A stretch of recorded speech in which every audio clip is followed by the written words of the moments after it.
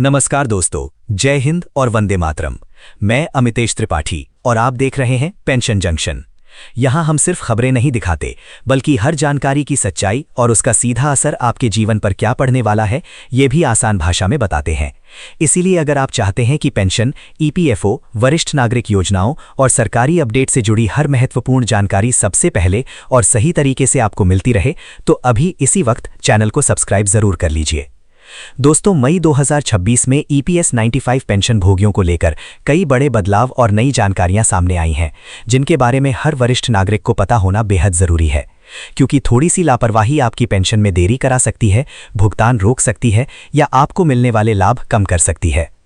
दोस्तों, अगर आपकी उम्र 60, 65 या 37 साल के आसपास है और हर महीने पेंशन का इंतजार आपकी जिंदगी का एक महत्वपूर्ण हिस्सा बन चुका है, तो आज की ये जानकारी आपके लिए बहुत ज़्यादा ज़रूरी है।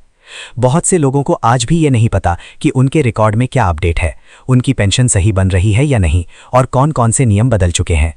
कई बार बैंक पूरी जानकारी नहीं देता, कई बार परिवार वाले खुद नियमों को नहीं समझ पाते, और कई बार ईपीएफओ कार्यालय जाने के बाद भी लोगों को स्पष्ट जवाब नहीं मिल पाता। लेकिन अब जो नई बातें सामने निकल कर आई हैं, उन्हें नज़रअंदाज करना भारी पड़ सकता है।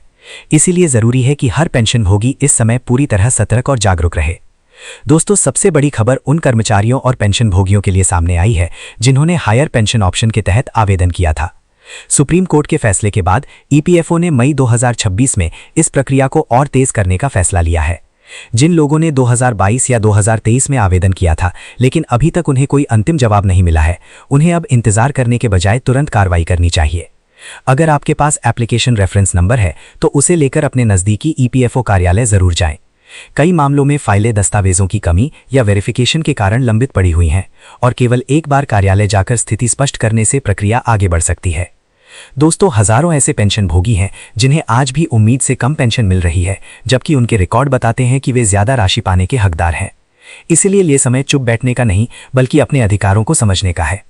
बहुत से वरिष्ठ नागरिक आज भी केवल 1000 रुपए या उसके आसपास की ईपीएस पेंशन प्राप्त कर रहे हैं, जबकि वर्तमान समय में इतनी राशि में गुजारा करना बेहद मुश्किल हो चुका है। लेकिन कई लोगों को ये जानकारी ही नहीं है कि अगर उनकी नौकरी 10 साल से ज्यादा रही है और उनकी पेंशनेबल सैलरी सही तरीके से रिकॉर्ड में दर्ज हुई थी, तो वे इससे कहीं ज्यादा पेंशन पाने के पात्र हो सकते हैं। इसके लिए सबसे पहले अपना पीपीओ नंबर निकालना जरूरी है। उसके बाद उमंग ऐप या ईपीएफओ कार्यालय में जाकर अपनी पेंशनेबल सैलरी और सर्विस रिकॉर्ड की जांच जरूर करें।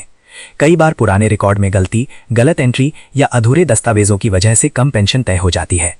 अगर समय रहते रिकॉर्ड में सुधार करा लिया जाए तो भविष्य में मिलने वाली पेंशन राशि बढ़ सकती है। इसीलिए केवल हर महीने पैसे आने का इंतजार मत कीजिए, बल्कि ये भी जांचिए कि जो रकम मिल रही है वो वास्तव में सही है या नहीं। अब दोस्तों, बात करते हैं उस परेशानी की जिससे हर महीने हजारों वरिष्ठ नागरिक जूझते हैं। कई लोग शिकायत करते हैं कि उनकी पेंशन समय पर खाते में नहीं पहुंचती।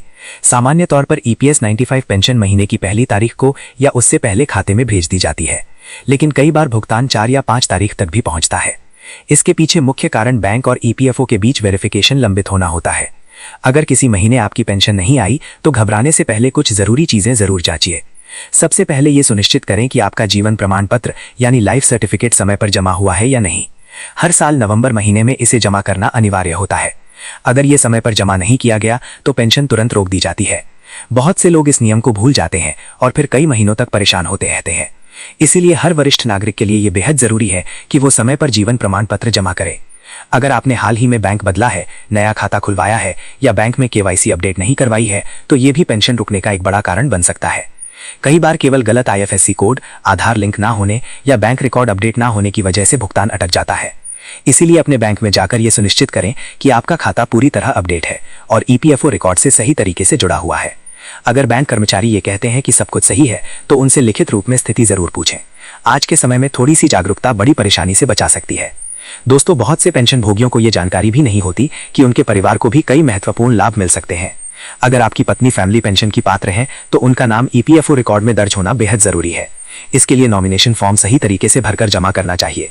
अगर रिकॉर्ड में नाम दर्ज नहीं होगा तो भविष्य में परिवार को परेशानियों का सामना करना पड़ सकता है। कई बार पति की मृत्यु के बाद पत्नी को महीनों तक कार्यालयों के चक्कर लगाने पड़ते हैं, क्योंकि रिकॉर्ड अधूरा होता है। इसीलिए ये काम समय रहते पूरा कर लेना बहुत जरूरी है। अगर कोई पेंशन भोगी दिव्यांग है तो वो डिसेबिलिटी पेंशन के लिए पात्र हो सकता है। इसके अलावा किसी पेंशन भोगी की मृत्यु होने पर पत्नी को विडो पेंशन और बच्चों को चिल्ड्रन पेंशन का लाभ भी मिलता है। लेकिन इन योजनाओं का फायदा तभी मिलता है जब सही समय पर दावा किया जाए और दस्तावेज पूरे हो। इसीलिए हर वरिष्ठ नागरिक को अपने परिवार के रिकॉर्ड भी समय समय पर जांचते रहना चाहिए। दोस्तों, मई 2026 में वरिष्ठ नागरिकों के बीच एक और योजना की चर्चा तेजी से बढ़ी है और वो है सीनियर सिटीजन सेविंग स्कीम। वर्तमान समय में इस योजना पर लगभग 8.2% वार्षिक ब्याज दिया जा रहा है।